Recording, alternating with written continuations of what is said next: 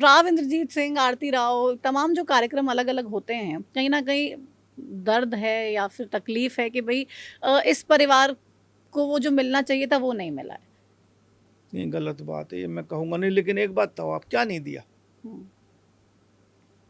देश का पहला वो है हम्म, कि बाप कैबिनेट में मिनिस्टर है, बेटी यहाँ है, और क्या चाहिए साहब? कह रहे हैं अहिरवाल में जो प्रभाव है बीजेपी का वो हाँ तो है, इंद्रजीत परिवार मान की लिया तरफ से उनकी वजह से है। उनकी बहुत बड़ी एक वजह है, हम्म, एक बहुत बड़ी वजह है, उनका बड़ा नाम है। लेकिन आप एक बात सोचिए, क्या नहीं दिया बीजेपी ने? ज्यादा चर्चा में नहीं करूंगा, लेकिन बीजेपी ने बहुत कुछ दिया है। अगर राव इंद्रजीत सिंह को पार्टी चीफ मिनिस्टर बना दे हम्म। आपको खुशी होगी? हाँ, मैं अहिरवाल खुशी होगी मुझे। मैं तो, आप मेरा वीडियो रिकॉर्डिंग निकलवाओ, मैंने यादव समाज रेवाड़ी में हमारा फंक्शन होता है साल में, मैं हर जगह कह के आया हूँ कि वो मुझसे बड़े, मैं आपके चैनल पे भी कहा है, और इस यादव समाज में यदि वो आएंगे तो सबसे पहली माला मैं पहनाऊंगा, ऐसा कोई बात नहीं। चाहे आपकी बात हो या ना हो, लेकिन वो अलग बात है, अगर मुख्यमंत्री बनते हैं, मुख्यमंत्री बिल्कुल, मैं तो खुश हूँ। हाँ, कि अहिरवाल का कम से कम मुख्यमंत्री, नरवीर सिंह के काम नहीं होंगे, मेरी व्यक्तिगत लड़ाई हो सकती है। अच्छा, आपको पता है कि वो सीएम बनेंगे तो आपके काम नहीं होंगे? हाँ, लेकिन इलाके के तो होंगे। अरे हम कभी एमएलए नहीं रहते, जब भी तो काम लोगों को होते, हमारे तो नहीं होते ना। हाँ। आगे भी नहीं हुए, कोई क्या जरूरत है, लेकिन अहिरवाल के काम तो 10 फालतू होंगे। लेकिन आपको लगता है कि वाकई में अहिरवाल की जो असली शान है या पहचान है वो राव इंद्रजीत परिवार है?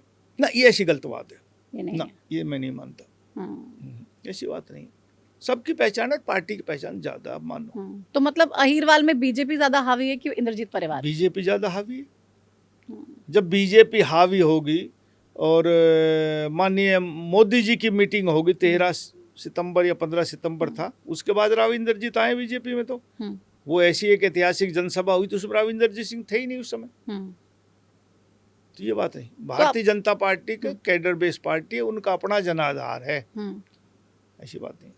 तो क्योंकि आप दोनों की लड़ाई की वजह से ना बाकी प्रॉब्लम्स बहुत ज्यादा होते हैं। अब आप देखिए नगर निगम में सीनियर डिप्टी मेयर का चुनाव नहीं हो पा रहा है। हरियाणा में कहाँ हुआ?